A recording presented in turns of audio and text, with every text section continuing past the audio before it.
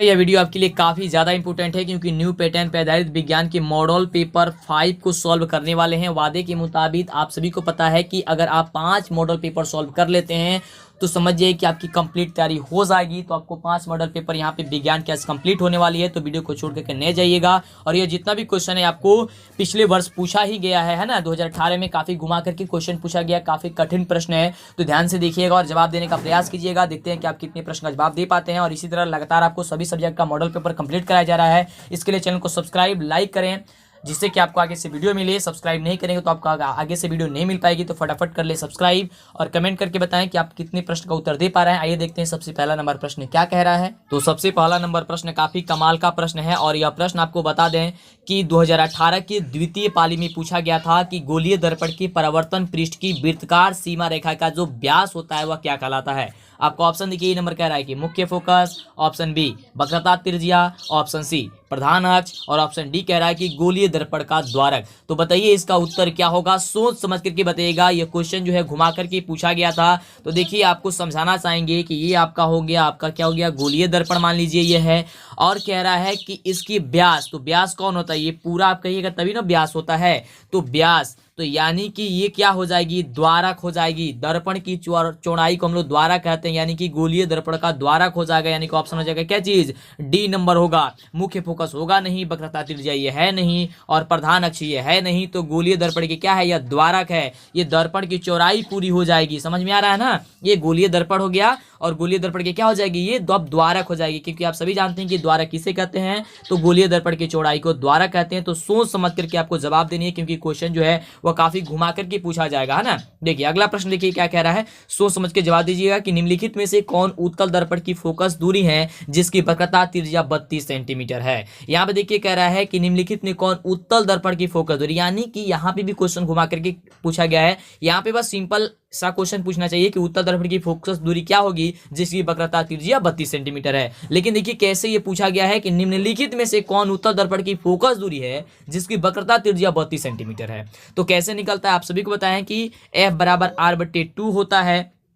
तो यहाँ पे हम सभी को क्या दिया गया है, तो यहाँ पे हम लोग का R का वैल्यू दिया गया है, यानी कि F बराबर R का मान कितना है 32 है, तो 32 बट्टे कितना हो जाएगा 2, तो कितना हो जाएगा 16। और आप सभी जानते हैं कि उत्तल दर्पण में क्या होता है, प्लस में होता है, तो प्लस वाला आपका आंसर हो जाएगा 16, क्योंकि माइनस वाला भी दिया है तो प्लस वाला होगा, यानी कि ऑप्शन हो जाएगा क्या चीज, सी नंबर। चलिए अगले प्रश्न का जवाब दीजिए। और हाँ, अभी तक इस वीडियो को लाइक और चैनल को सब्सक्राइब नहीं किए हैं तो जल्दी से कर लीजिए, क्योंकि जब तक चैनल को सब्सक्राइब और लाइक नहीं करेंगे आपको आगे से वीडियो नहीं मिल पाएगी। तो फटाफट से चैनल को सब्सक्राइब कर लीजिए। चलिए अगला प्रश्न देखिए, काफी कमाल का शानदार प्रश्न है कि यदि किसी बिंब का प्रतिबिंब का आवर्धन ऋणात्मक है तो उस प्रतिबिंब की प्रकृति जो होगी वह क्या होगी, है ना। और आपको बता दें ये जितना भी क्वेश्चन आपको बताया जा रहा है ये पिछले 2018 वर्ष का जो क्वेश्चन पेपर है, काफी मतलब जबरदस्त उसमें क्वेश्चन था और वही आपको बताया जा रहा है पिछले वर्ष का। और ये मॉडल पेपर काफी इंपोर्टेंट है आप सभी के लिए, तो एक भी क्वेश्चन को आपको मिस नहीं करना है, पूरे क्वेश्चन को ध्यानपूर्वक देखना है। तो बताइए इसका उत्तर क्या होगा कि यदि किसी बिंब का प्रतिबिंब का आवर्धन ऋणात्मक हो तो वह प्रतिबिंब की प्रकृति क्या होगी, तो वह होगी वास्तविक और उल्टा होगी। यानी कि ऑप्शन जो आपका ई नंबर में दिया गया, आपका ई नंबर बिल्कुल करेक्ट उत्तर होगा। एकदम दिमाग में फिट करते जाना है, बैठाते जाना है। अगला देखिए, अगला प्रश्न कह रहा है कि नेत्र में प्रवेश करने वाली प्रकाश किरणों का अधिकांश अपवर्तन होता है। नेत्र में प्रवेश करने वाली प्रकाश किरणों का अधिकांश जो है वो अपवर्तन होता है, आपको ये बताना है। तो काफी मतलब कि ये शानदार क्वेश्चन है। इसका आंसर क्या हो जाएगा, इनमें से देखिए कोई भी नहीं होगा, है ना। क्या कर रहा है क्वेश्चन कि नेत्र में प्रवेश करने वाली जो प्रकाश है किरणों का अधिकांश भाग अपवर्तन कर देता है। तो देखिए यहाँ पे जो दिया गया है नेत्रोद अंतर पृष्ठ पर, तो इस पे भी नहीं होता है। अभिनेत्र लेंस के अंतर पृष्ठ पर इस पे भी नहीं होता है। कार्निया के बाहरी पृष्ठ पर इस पे भी नहीं होता है। यानी कि ऑप्शन इसमें क्या हो जाएगा, डी नंबर हो जाएगा कि इनमें से कोई नहीं। अगला देखिए प्रश्न क्या कह रहा है, काफी शानदार प्रश्न है कि जब सूर्य का प्रकाश वायुमंडल से गुजरता है तो वायु के कण जिस रंग के प्रकाश को अधिक जो है वह प्रबलता से प्रकीर्णन करते हैं वह कौन सा रंग होगा। या आप देखिए क्वेश्चन काफी मतलब शानदार पूछा जा रहा है कि जब सूर्य का प्रकाश वायुमंडल से गुजरता है तो वायु के कण जिस रंग के प्रकाश को अधिक प्रबलता से प्रकीर्णित करता है वह रंग कौन है। काफी इंपोर्टेंट है, यह प्रश्न आपको पूछा गया है। ऐसा नहीं कि आपको कठिन लग रहा है तो आप सोचिएगा कि नहीं ये प्रश्न पूछा ही नहीं जा सकता है, तो आपको ये गलती नहीं करनी है। ये पूछा गया तो कौन है, वह आपका नीला है। यानी कि ऑप्शन देखिए क्या हो जाएगा, इसमें का ऑप्शन हो जाएगा ऑप्शन डी नंबर कि वो नीला है। क्या है, वह नीला है। अगला देखिए, अगला प्रश्न देखिए, काफी शानदार प्रश्न है कि भारत में उत्पादित प्रतिवर्ती विद्युतीय धारा की आवृत्ति जो होती है वह क्या होती है। क्वेश्चन क्या है कि भारत में उत्पादित प्रतिवर्ती विद्युत धारा की जो आवृत्ति होती है क्या होती है, तो 50 हर्ट्ज होती है। यानी कि ऑप्शन हो जाएगा क्या चीज, ए नंबर। क्या होती है, 50 हर्ट्ज होती है। यानी कि ऑप्शन हो जाएगा ए नंबर। अगला देखिए प्रश्न काफी शानदार प्रश्न है, कह रहा है कि किसी वोल्टीमीटर का यानी कि किसी वोल्ट मीटर का स्केल पर ओ भी और आई भी के बीच 20 विभाजन चिन्ह है, तो उस वोल्ट मीटर के अल्पांक जो होगी वह मापांक जो होगा वह क्या होगा, तो यहाँ पे जो होगा वह 0.05 होगा। यानी कि ऑप्शन जो आपका हो जाएगा आपका ए नंबर, बी नंबर जो आपका बिल्कुल करेक्ट उत्तर हो जाएगा। 0.05 होगा वोल्ट। इसे वी से हम लोग क्या कहते हैं, वोल्ट के नाम से जानते हैं, तो ये आपका आंसर हो जाएगा। अगला देखिए प्रश्न काफी शानदार प्रश्न है, यह भी प्रश्न पूछा गया था कि एक माइक्रो एम्पियर विद्युत धारा निम्नलिखित में से कौन होती है। क्या क्वेश्चन है कि एक माइक्रो एम्पियर विद्युत धारा निम्नलिखित में से कौन होती है, तो वह होती है क्या चीज, 10 का पावर माइनस का 6 एम्पियर। यानी कि 10 का पावर माइनस का 6 एम्पियर कहाँ पे दिया गया है, तो ऑप्शन आपका सी नंबर में दिया गया है। तो आपका ऑप्शन एकदम सी नंबर बिल्कुल करेक्ट उत्तर हो जाएगा। चलिए अगला प्रश्न देखिए, काफी शानदार प्रश्न है कि किसी क्षण चुंबक के अंदर चुंबकीय क्षेत्र रेखाओं की जो दिशा होती है वह दिशा कैसी होती है, किधर से किधर होती है। किसी क्षण चुंबक के अंदर चुंबकीय क्षेत्र रेखाओं की जो दिशा होती है वह कैसी होती है, तो दक्षिण से उत्तर की ओर होती है। यानी कि ऑप्शन क्या हो जाएगा आपका, ऑप्शन बी नंबर हो जाएगा। अगला देखिए प्रश्न क्या कह रहा है, अगला प्रश्न है कि घरेलू विद्युतीय परिपथ में उदासीन जो तार है उसका रंग क्या होता है। घरेलू विद्युतीय परिपथ में उदासीन तार का जो रंग होता है वह कैसा होता है, तो उसका रंग जो होता है वह उदासीन तार का तो काला होता है। यानी कि ऑप्शन क्या हो जाएगा, सी नंबर। अगला देखिए, अगला जो प्रश्न है वह प्रश्न हम सभी क्या कह रहा है कि किस युक्ति में विभक्त वलय दिक् परिवर्तन का कार्य करता है। काफी शानदार क्वेश्चन है, ये भी क्वेश्चन आपके परीक्षा में पूछा गया था। तो इसका उत्तर क्या हो जाएगा, बिल्कुल विद्युत मोटर होगा। यानी कि ऑप्शन क्या हो जाएगा आपका, ऑप्शन बी नंबर हो जाएगा कि विद्युत मोटर युक्ति में विभक्त वलय दिक् परिवर्तन का कार्य करता है। यानी कि ऑप्शन हो जाएगा क्या चीज, बी नंबर। अगला देखिए, अगला जो प्रश्न है काफी शानदार प्रश्न है कि जल विद्युतीय संयंत्र किस ऊर्जा को विद्युत ऊर्जा में रूपांतरित कर देता है। जल जो है वह विद्युत संयंत्र किस ऊर्जा को विद्युत ऊर्जा में क्या कर देता है, रूपांतरित कर देता है। तो इसका जो बिल्कुल सही उत्तर हो जाएगा वह क्या हो जाएगा कि स्थितिज ऊर्जा है। वह कौन ऊर्जा है, तो स्थितिज ऊर्जा है। यानी कि ऑप्शन आपका क्या हो जाएगा, डी नंबर हो जाएगा। नंबर प्रश्न काफी कमाल का प्रश्न है कि नरौरा नाभिकीय विद्युत संयंत्र जो है वह किस राज्य में स्थित है। तो बताइए कि नरौरा नाभिकीय विद्युत संयंत्र किस राज्य में स्थित है। तो आपको बताए हैं कि इसका बिल्कुल सही उत्तर हो जाएगा उत्तर प्रदेश। यानी कि ऑप्शन जो हो जाएगा वह सी नंबर आपका बिल्कुल करेक्ट उत्तर हो जाएगा। अगला देखिए, अगला जो प्रश्न है काफी शानदार प्रश्न कह रहा है कि निम्नलिखित में कौन जो है वह बुझा हुआ चूना है। बुझा हुआ चूना का सूत्र क्या होता है, तो CaOOH का होल ट्वाइस होता है। यानी कि ऑप्शन क्या हो जाएगा, बी नंबर का बिल्कुल करेक्ट उत्तर हो जाएगा। अगला देखिए, अगला प्रश्न काफी शानदार प्रश्न है, यहाँ पे बताना है कि ZnCuSO4 होगा। यहाँ पे ZnSO4 से प्लस Cu ये बन रहा है, तो ऊपर दी गई जो अभिक्रिया है वह किस प्रकार की अभिक्रिया है, तो यह एक प्रकार की विस्थापन अभिक्रिया है कि यहाँ पे जो है अधिक क्रियाशील तत्व अपने से कम क्रियाशील तत्वों को क्या कर देता है, विस्थापित कर देता है। यानी कि हटा देता है और वहाँ पे अपना स्थान ग्रहण कर लेता है। जैसे कि यहाँ पे देखिए, यहाँ पे जो Zn है वह Zn को क्या किया है, यहाँ पे SO4 अपना स्थान ग्रहण कर लिया है। यानी कि ZnSO4 बन गया है और CuSO4 क्या हुआ है, यहाँ से SO4 गायब हो गया। यानी कि केवल यहाँ पे Cu बच चुका है। तो ये प्रकार की क्या है, ये आपकी जो है विस्थापन अभिक्रिया है। अगला देखिए, अगला प्रश्न देखिए काफी घुमा करके पूछा गया है कि कोई विलयन नीले लिटमस पत्र को लाल कर देता है तो इसका पीएच क्या होता है। तो देखिए, पहले आप ये सोचिए कि नीले लिटमस को लाल कौन करता है। तो नीले लिटमस पत्र को लाल जो करता है वो अम्ल करता है और अम्ल का पीएच मान क्या होता है, तो 7 से कम होता है। तो 7 से कम देखिए यहाँ पे कहाँ पे ऑप्शन दिया गया है, तो आपका ऑप्शन जो दिया गया है वह ए नंबर में दिया गया है। यानी कि ऑप्शन ए आपका क्या हो जाएगा, बिल्कुल करेक्ट उत्तर हो जाएगा कि 5। ठीक है, चलिए अगला प्रश्न देखिए, काफी शानदार प्रश्न है कि ऑक्जेलिक अम्ल का प्राकृतिक स्रोत निम्न में से क्या होता है। जो ऑक्जेलिक अम्ल होता है उसका प्राकृतिक स्रोत निम्न में से क्या होता है। तो कई बार आपको बताया है कि टमाटर होता है, यानी कि ऑप्शन क्या हो जाएगा, बी नंबर आपका बिल्कुल सही उत्तर हो जाएगा। अगला नंबर प्रश्न देखिए, काफी कमाल का प्रश्न है कि निम्नलिखित में से कौन जो है वह सबसे अधिक अभिक्रियाशील है। तो सबसे अधिक अभिक्रियाशील की बात करते हैं तो वह सोडियम है, यानी कि Na है। तो देखिए Na कहाँ पे ऑप्शन दिया गया है, तो आपका ऑप्शन जो दिया गया है वो आपका ऑप्शन सी नंबर में दिया गया है, यानी कि ऑप्शन क्या हो जाएगा, सी नंबर Na यानी कि सोडियम। अगला देखिए प्रश्न काफी शानदार प्रश्न है कि एक्वा रेजिया यानी कि रॉयल जल किस अनुपात में सांद्र हाइड्रोक्लोरिक अम्ल एवं सांद्र नाइट्रिक अम्ल का जो है वह ताजा मिश्रण होता है। ये काफी आसान क्वेश्चन है और आपको बता दें ये 9th क्लास में पढ़े होंगे, वहां से ये क्वेश्चन को उठाया गया है। तो ये क्वेश्चन का आंसर क्या हो जाएगा, आपको ऑप्शन नंबर सी हो जाएगा। और ये क्वेश्चन आपको पूछा भी गया था कि 3:1 होता है। ठीक है, चलिए अगला देखिए प्रश्न कह रहा है कि शुक्राणु का निर्माण होता है। इसमें से बताना है शुक्राणु का निर्माण कहाँ होता है। तो आप सभी को पता है कि जो शुक्राणु का निर्माण होता है वह वृषण में होता है, यानी कि ऑप्शन क्या हो जाएगा आपका ए नंबर बिल्कुल करेक्ट उत्तर हो जाएगा। तो प्रश्न देखिए काफी कमाल का प्रश्न है कि प्रोपेन का आणविक सूत्र C3H8 होता है। जी यहाँ पे गलत टाइप हो गया है, C3H8 होता है, C3H8 है। इनमें से जो है वह क्या है, 7 सहसंयोजक आबंध या 8 सहसंयोजक आबंध या 9 सहसंयोजक आबंध या फिर 10 सहसंयोजक आबंध। तो इसका बिल्कुल सही उत्तर हो जाएगा ऑप्शन डी कि 10 सहसंयोजक आबंध, यानी कि ऑप्शन हो जाएगा क्या चीज आपका ऑप्शन डी नंबर। अगले प्रश्न की बात करते हैं। तो देखिए अगला प्रश्न यहाँ पे कह रहा है कि आधुनिक आवर्त सारणी में बाईं से दाईं ओर जाने पर क्या होता है, उसके परमाणु के आकार के साइज में क्या होता है। तो देखिए यहाँ पे क्या होता है, घटता है। आधुनिक जो आवर्त सारणी है उसमें बाईं से दाईं ओर जाते हैं तो परमाणु आकार में क्या होता है, घटता है। यानी कि देखिए घटता कहाँ पे दिया गया है, तो ऑप्शन आपका बी नंबर में दिया गया है। तो आपका बी नंबर क्या हो जाएगा, बिल्कुल करेक्ट उत्तर हो जाएगा। अगला देखिए, अगला जो प्रश्न है वह कह रहा है कि आधुनिक आवर्त सारणी में कितने ऊर्ध्वाधर स्तंभ होते हैं, स्तंभों की संख्या जो होती है वह कितनी होती है। तो देखिए स्तंभ का मतलब हो गया कि वर्ग कितने होते हैं, तो हो जाएगा कितना, 18 वर्ग होते हैं, यानी कि स्तंभ। यहाँ पे नाम जो है दूसरा करके पूछ दिया है ना, तो आपको ध्यान देनी है इसी चीज को।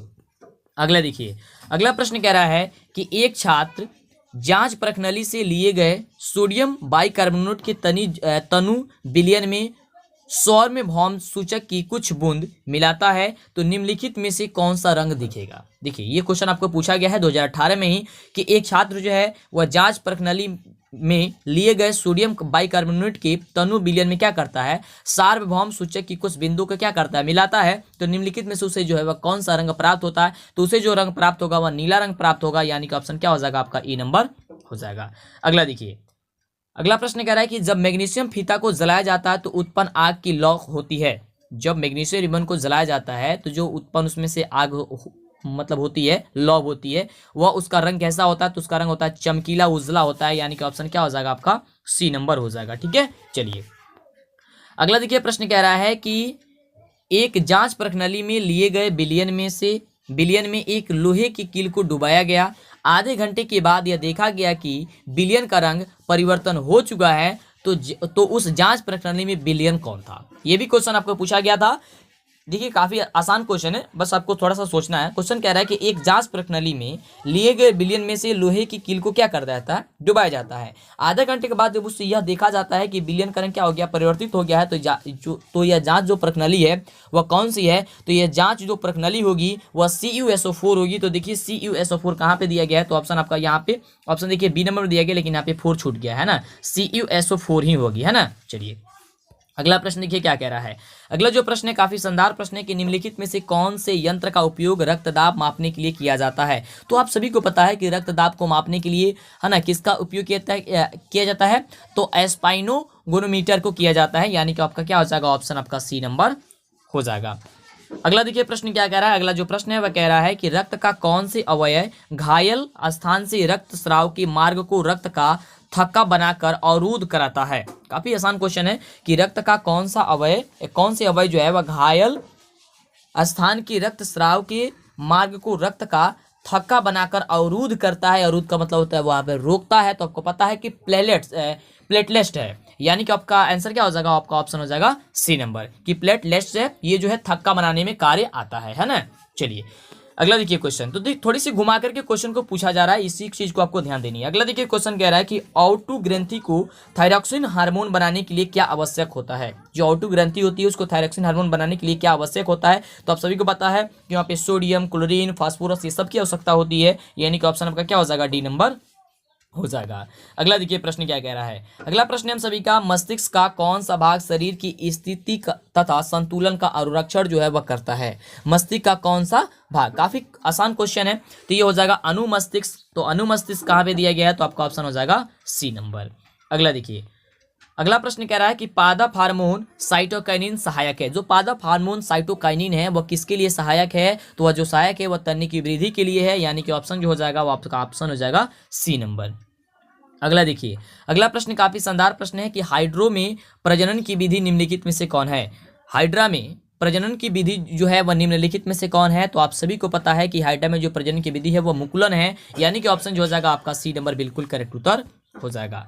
अगला देखिए, अगला जो प्रश्न है वह कह रहा है कि पुष्प का कौन सा भाग परागकण होता है। जो पुष्प है उसका कौन सा भाग जो होता है वह परागकण होता है, तो वह पुंकेसर होता है, यानी कि ऑप्शन क्या हो जाएगा आपका ऑप्शन नंबर सी हो जाएगा, है ना। ध्यान से देखते जाइए और दिमाग में आपको बैठाते जाना है, ये सभी क्वेश्चन आपको पिछले वर्ष का क्वेश्चन पेपर है। चलिए अगला प्रश्न है कि निम्न में से कौन सा मानव में मादा जनन तंत्र का जो है वह भाग नहीं होता है, तो वह है क्या चीज, शुक्रवाहिका जो है वह भाग नहीं होता है, यानी कि हो जाएगा इसका आंसर क्या चीज, यहाँ पे सी टाइप हो गया बी के स्थान पे। चलिए शुक्रवाहिका बस आपको इतने ही याद करके रखनी है। अगला देखिए, अगला जो क्वेश्चन है कह रहा है कि वंशागत नियमों का प्रतिपादन जो है वह किसने किया था। वंशागत नियमों का जो प्रतिपादन है वह किसने किया था, तो आप सभी को पता है कि वो कौन किए थे, तो ग्रेगर जॉन मेंडल ने किए थे, यानी कि ऑप्शन क्या हो जाएगा, मेंडल जी ने किए थे, यानी कि ऑप्शन हो जाएगा डी नंबर। अगला प्रश्न कह रहा है, काफी शानदार क्वेश्चन है, कई बार आपको बताया है कि स्त्रियों में गुणसूत्र का युग्म क्या होता है।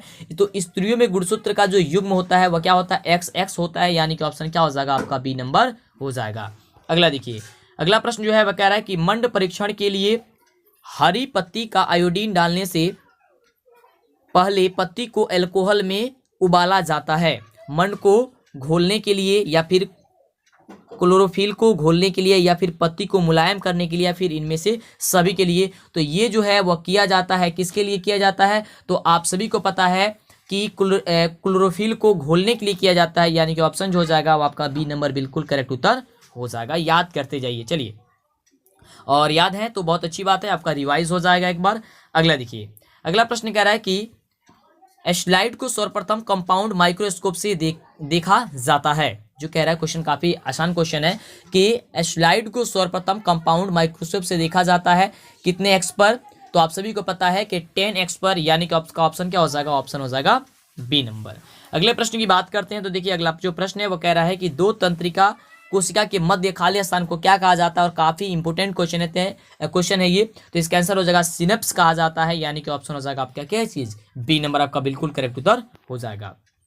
अगला देखिए, अगला जो प्रश्न कह रहा है कि निम्न में कौन जो है आहार श्रृंखला का निर्माण करता है। इसमें से कौन जो है वह एक आहार श्रृंखला का निर्माण कर देता है, तो आप सभी को पता है, देखिए काफी क्वेश्चन आसान क्वेश्चन है, तो इसका बिल्कुल सही उत्तर हो जाएगा क्या चीज की, घास, बकरी और मानव जो है एक आहार श्रृंखला का निर्माण कर सकता है, यानी कि ऑप्शन क्या हो जाएगा आपका बी नंबर हो जाएगा। अगले प्रश्न की बात करते हैं, तो देखिए अगला प्रश्न काफी शानदार क्वेश्चन है कि दंत विशेषज्ञ किस दर्पण का उपयोग मरीजों के दांतों का बड़ा प्रतिबिंब देखने के लिए करता है। तो बड़ा प्रतिबिंब किसे होता है, किस में होता है, तो आप सभी को पता है कि अवतल दर्पण में होता है, यानी कि आपका आंसर क्या हो जाएगा, इसमें से आपका ऑप्शन हो जाएगा बी नंबर कि अवतल दर्पण होता है। ठीक है, चलिए अगला प्रश्न देखिए, अगला प्रश्न कह रहा है कि कौन सा लेंस जो होता है वह अपसारी लेंस होता है। तो अपसारी लेंस कौन होता है, तो अवतल लेंस होता है, यानी कि ऑप्शन हो जाएगा आपका ए नंबर, और अभिसारी की बात करें तो वह उत्तल लेंस होता है। अगला देखिए, अगला क्वेश्चन कह रहा है कि पुतली के साइज को कौन जो है वह नियंत्रित करता है। तो पुतली के साइज को जो है वह नियंत्रित जो करता है वह परितारिका है, यानी कि ऑप्शन क्या हो जाएगा आपका बी नंबर हो जाएगा। अगला देखिए, अगला प्रश्न कह रहा है कि किस दृष्टि दोष को अवतल और उत्तल दोनों लेंसों से बने द्विफिक्सी लेंस द्वारा संशोधित किया जाता है। तो आप सभी को पता है कि द्विफिक्सी लेंस द्वारा जो संशोधित किया जाता है उसे जरा दृष्टि दोष को, यानी कि ऑप्शन हो जाएगा सी नंबर। तो थोड़ी सी घुमा करके पूछा गया है, क्वेश्चन इतना सिंपल हो जाता है कि द्विफिक्सी लेंस का व्यवहार किस दृष्टि दोष को दूर करने के लिए किया जाता है। तो ये काफी आसान रहता है, लेकिन क्वेश्चन को थोड़ी सी घुमा करके पूछा गया, कोई दिक्कत नहीं, आपको सोच समझ कर जवाब देनी है। चलिए अगला प्रश्न कह रहा है कि एक प्रयोग में अवतल दर्पण द्वारा किसी बिंब का प्रतिबिंब एक पर्दे पर प्राप्त किया जा सकता है। दर्पण की फोकस दूरी को निर्धारित करने के लिए प्रयोगकर्ता को मापने की जो जरूरत है वह क्या है? तो देखिए, जो प्रयोगकर्ता है उसको मापने की जरूरत है वह दर्पण तथा पर्दे के बीच की दूरी को और दर्पण तथा बिंब के बीच की दूरी को, ये दोनों को मापने की जरूरत है, यानी कि ऑप्शन आपका क्या हो जाएगा? सी नंबर हो जाएगा। अब 5 मॉडल पेपर जो है आपको करा रहे हैं लगातार, तो आप कर लीजिए क्योंकि ये 5 मॉडल सेट आपका कंप्लीट होने वाला है। साइंस का कंप्लीट हो गया, इसी तरह सब सब्जेक्ट का लगातार कंप्लीट हो रहा है। तो चैनल को सब्सक्राइब करेंगे तो ही आपको आगे से वीडियो मिलेगी, तो कर लीजिए, एक बार चेक कर लीजिए कि आपने चैनल को सब्सक्राइब किया है नहीं किया है। नहीं किए होंगे तो कर लेंगे और लाइक करके हमारा मनोबल जरूर बढ़ाएंगे। चलिए, अगला प्रश्न कह रहा है कि शब्दकोश के छोटे अक्षरों को पढ़ने के लिए किस लेंस का जो है उपयोग किया जाता है? काफी आसान क्वेश्चन है कि शब्दकोश के छोटे अक्षरों को पढ़ने के लिए किस लेंस का उपयोग किया जाता है, फटाफट बताइए। तो वह किया जाता है 5 सेंटीमीटर फोकस दूरी का उत्तल लेंस, यानी कि ऑप्शन क्या हो जाएगा? देखिए यहाँ पे कहाँ पे दिया गया है, तो ऑप्शन आपका सी नंबर में दिया गया है कि 5 सेंटीमीटर फोकस दूरी का उत्तल लेंस, यानी कि ऑप्शन हो जाएगा सी नंबर। अगला देखिए, प्रश्न कह रहा है कि निम्नलिखित में से कौन जो है वह विद्युत विभवांतर का एसआई मात्रक होता है? तो आप सभी को पता है कि विद्युत विभवांतर का जो एसआई मात्रक होता है, कई बार आपको बताया कि वोल्ट होता है, यानी कि ऑप्शन जो हो जाएगा आपका ई नंबर बिल्कुल करेक्ट उत्तर हो जाएगा। अगला देखिए, प्रश्न कह रहा है कि लघुपथन यानी कि शॉर्ट सर्किट जो होता है वह होने के समय परिपथ में विद्युत धारा का क्या होता है? तो विद्युत धारा का मान काफी ज्यादा बढ़ जाता है, यानी कि बहुत अधिक हो जाता है, यानी कि ऑप्शन जो आपका दिया गया सी नंबर आपका बिल्कुल करेक्ट उत्तर हो जाएगा। अगला देखिए, प्रश्न कह रहा है, काफी शानदार क्वेश्चन है कि पश्चिम की ओर प्रक्षेपित कोई धनावेशित कण यानी कि कोई अल्फा कण है किसी चुंबकीय क्षेत्र द्वारा उत्तर की ओर विक्षेपित हो जाता है, तो चुंबकीय क्षेत्र की जो दिशा होगी वह क्या होगी? तो वो होगी ऊपरी मुखी। क्या होगी? वह ऊपरी मुखी होगी, यानी कि ऑप्शन हो जाएगा क्या चीज आपका? D number. ये सभी क्वेश्चन आपको एकदम याद करते जाना है। चलिए, अगला क्वेश्चन, अगला जो क्वेश्चन है वो क्वेश्चन हम सभी क्या कह रहा है, वन सेकेंड। क्वेश्चन है कि तांबे के तार की एक आयताकार कुंडली किसी चुंबकीय क्षेत्र में घूर्णी गति कर रही है। इस कुंडली में प्रेरित विद्युत धारा की दिशा में कितने परिभ्रमण के पश्चात परिवर्तन होता है ना? काफी शानदार क्वेश्चन है। तो इसका जो बिल्कुल सही उत्तर हो जाएगा वह क्या हो जाएगा? बिल्कुल, तो इसका जो सही उत्तर हो जाएगा वह आधे हो जाएगा, यानी कि आधे देखिए कहाँ पे दिया गया है, तो ऑप्शन आपका सी नंबर में दिया गया है, तो सी नंबर आपका सही उत्तर हो जाएगा। अगला देखिए, अगला जो क्वेश्चन है वो क्वेश्चन कह रहा है कि किसी विद्युत धारावाही सीधी लंबी परिनालिका के भीतर जो है चुंबक जो होता है वह क्या होता है? तो वहां पे जो होता है वह इसके सिरे की ओर जाने पर घटते जाता है, यानी कि ऑप्शन क्या हो जाएगा आपका? बी नंबर इसका बिल्कुल करेक्ट उत्तर हो जाता है कि किसी विद्युत धारावाही सीधी लंबी परिनालिका के भीतर चुंबकीय जो होता है वह इसके सिरे की ओर जाने से क्या होता है? घटता है। अगला देखिए, अगला क्वेश्चन कह रहा है कि सौर कुकर के लिए कौन सा दर्पण सर्वाधिक उपयुक्त होता है? सौर कुकर के लिए तो आप सभी को पता है कि सौर कुकर में किसका उपयोग किया जाता है? अवतल दर्पण का उपयोग किया जाता है, यानी कि यहाँ पे क्या हो जाएगा आपका? ऑप्शन हो जाएगा सी नंबर।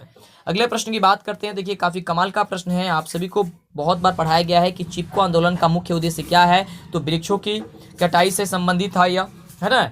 ये कटाई की जा रही थी तो ये हुआ था, यानी कि ऑप्शन क्या हो जाएगा यहाँ पे? बी नंबर हो जाएगा। अगला नंबर प्रश्न कह रहा है काफी कमाल का कि निम्नलिखित में से किस विलयन का उपयोग जो है वह सफेदी करने के लिए किया जाता है? तो आप सभी को पता है कि चूना का उपयोग किया जाता है, लेकिन चूना को जब तक जल के साथ अपक्रिया नहीं करेंगे तो वह चूना को आप सफेदी नहीं कर सकते हैं, है ना? चूना से सफेदी नहीं कर सकते हैं, यानी कि हो जाएगा CaOH का होल ट्वाइस हो जाएगा, यानी कि ऑप्शन क्या हो जाएगा? B number.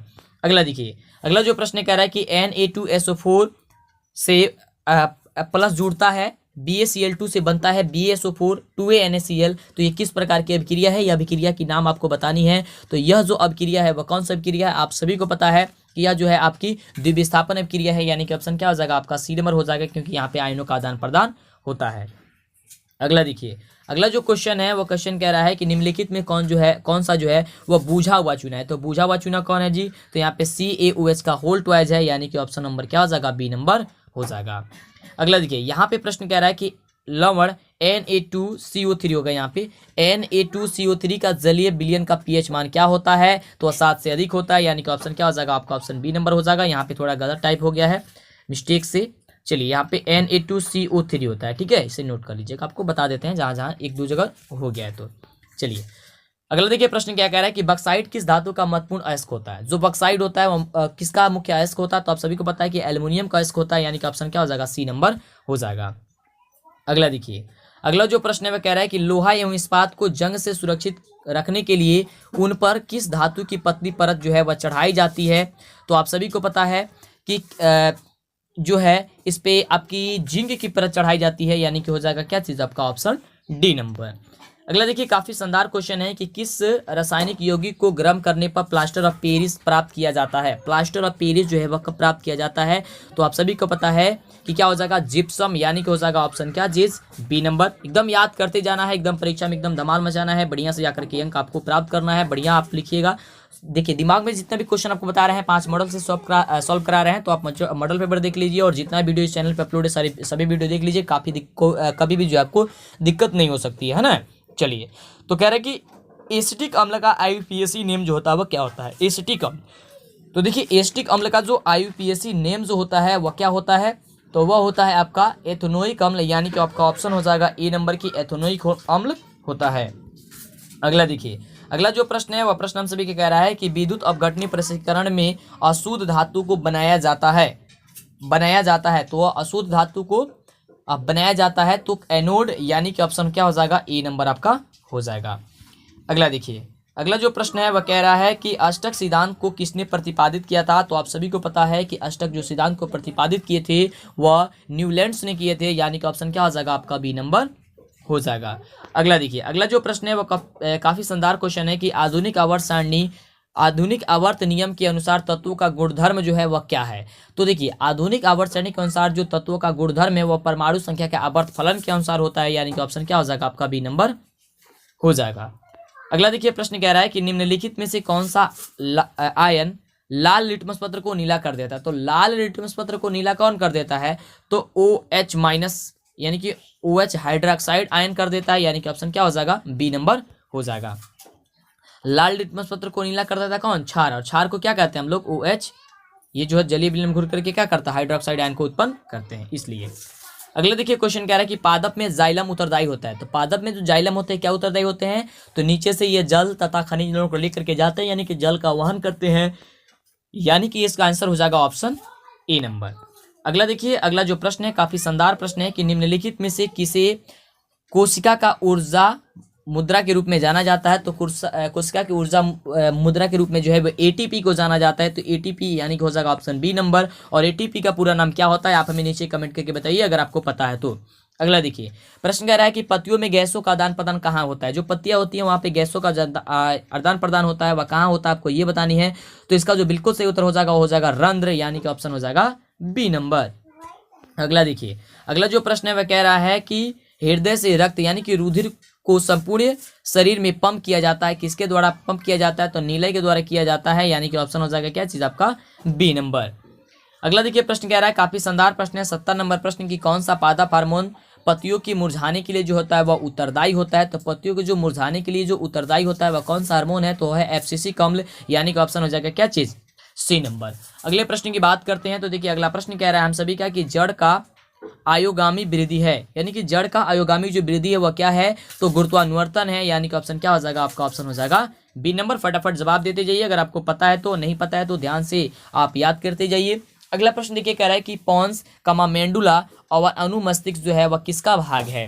तो जी देखिए ये जो भाग है वह पश्चिम मस्तिष्क का हिस्सा है, यानी कि उसका भाग है, ऑप्शन हो जाएगा सी नंबर। अगला देखिए, अगला जो प्रश्न है वह कह रहा है कि निम्नलिखित में कौन सी अनैच्छिक क्रिया नहीं है। इसमें से जो है वह कौन जो है वह अनैच्छिक क्रिया नहीं है, तो चबाना जो है वह एक प्रकार की अनैच्छिक क्रिया नहीं है, यानी कि ऑप्शन हो जाएगा बी नंबर। अगला देखिए प्रश्न काफी शानदार प्रश्न है कि अलैंगिक जनन मुकुलन द्वारा होता है। जो अलैंगिक जनन है वह मुकुलन द्वारा होता है, तो वह ईस्ट में होता है, यानी कि ऑप्शन क्या हो जाएगा आपका, हो जाएगा बी में कि अलैंगिक जनन द्वारा, अलैंगिक जनन जो है वह मुकुलन द्वारा, तो यहाँ पे जलन लिखा गया है, जनन होगा मुकुलन द्वारा किस में होता है, तो ईस्ट में होता है। अगला देखिए प्रश्न कह रहा है कि शुक्राणु का निर्माण होता है। तो देखिए शुक्राणु का जो निर्माण होता है वह वृषण में होता है, यानी कि ऑप्शन क्या हो जाएगा, ए नंबर आपका बिल्कुल करेक्ट उत्तर हो जाएगा। अगला देखिए प्रश्न कह रहा है कि पुष्प का कौन सा भाग फल बनता है। पुष्प का जो कौन सा भाग है वह फल बनता है, तो वह अंडाशय है, यानी कि ऑप्शन क्या हो जाएगा, डी नंबर। अगला जो प्रश्न है वह प्रश्न कह रहा है कि लिंग गुणसूत्र का पुण्य जोड़ा पाया जाता है। तो देखिए लिंग गुणसूत्र का जो पुण्य जोड़ा पाया जाता है वह पाया जाता है स्त्रियों में, यानी कि ऑप्शन हो जाएगा बी नंबर।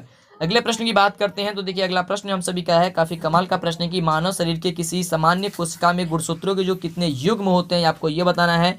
तो देखिए ये युग्म होते हैं तो 23 युग्म होते हैं, यानी कि क्या हो जाएगा, ऑप्शन आपका हो जाएगा 23, यानी कि 46 होते हैं। जब भी युग्म पूछेगा तो आपको 23 करना है, या जोड़ा पूछेगा तभी आपको 23 पे टिक करनी है, लेकिन ऐसे अगर पूछता है केवल संख्या पूछता है तो आपको 46 पे टिक करना होता है।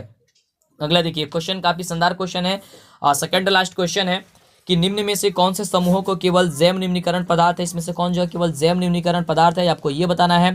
तो बिल्कुल इसका जो उत्तर हो जाएगा वह क्या हो जाएगा कि केक, लकड़ी और घास है, यानी कि ऑप्शन क्या हो जाएगा, आपका ऑप्शन हो जाएगा डी नंबर। तो अभी तक लाइक और चैनल को सब्सक्राइब नहीं किए तो फटाफट कर लीजिए और हमें बताइए कि आप 80 प्रश्न में से कितने प्रश्न का जवाब दे पाए हैं। अगर जो बच्चे 70 प्रश्न का कम से कम जवाब दिए होंगे तो समझिए कि उनकी तैयारी बहुत ही बेहतर हो गई है। चलिए, तो लास्ट क्वेश्चन है कि कोई विलयन नीले लिटमस पत्र को लाल कर देता है, इसका पीएच मान क्या होनी चाहिए। तो अभी आपको बताए थे कि वह नीले लिट को लाल कौन कर देता है, तो अम्ल होता है और अम्ल का पीएच मान 7 से कम होता है, यानी कि ऑप्शन हो जाएगा 5, यानी कि ऑप्शन हो जाएगा ए नंबर। फिर मिलते हैं आपसे नेक्स्ट वीडियो में। और साइंस का आपका मॉडल पेपर कंप्लीट हो गया, पूरे 5 सेट कंप्लीट हो गया, इसी तरह का और भी कंप्लीट हो रहा है, लगातार चल रही है क्लास। तो नहीं देखें सारी वीडियो तो लगातार एक एक करके सभी वीडियो जरूर देखिएगा।